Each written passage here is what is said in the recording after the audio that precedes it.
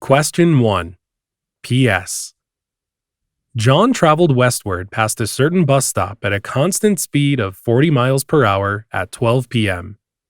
Then, 10 minutes later, Tom passed the same bus stop westward at a constant speed of 50 miles per hour. If both traveled at their constant rates, at what time after John passes the bus stop will Tom catch up with John? Solution.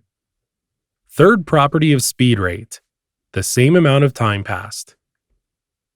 Problems related to speed are seen quite often on GMAT, and if the question is related to two cars or persons meeting each other, more often than not it will be related to the same amount of time.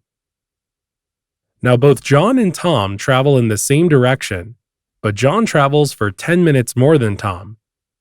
So, since John started at 12 o'clock and Tom started 10 minutes later, the distance that John traveled during the 10 minutes is 40 over 6 miles, which equals 20 over 3 miles.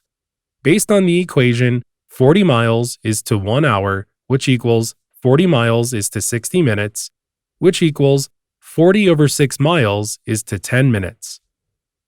The picture below explains what happened, and we are looking for the value of t, which is equal to the hours past Tom caught up with John. As we can see in the picture above, the same amount of time, t hours, passed when Tom started at 12:10 p.m. and caught up with John. Applying third property of speed rate, we can establish an equation like below.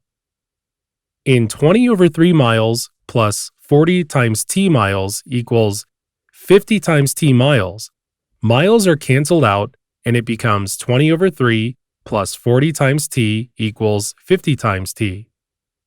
In 20 over 3 equals 50 times t minus 40 times t equals 10 times t. 10 times t equals 20 over 3. T equals 20 over 30, which equals 2 over 3.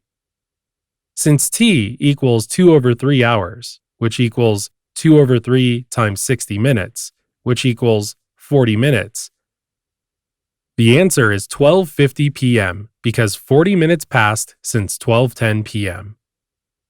In speed questions on the GMAT, third property of speed rate is important because it indicates the same amount of time passes.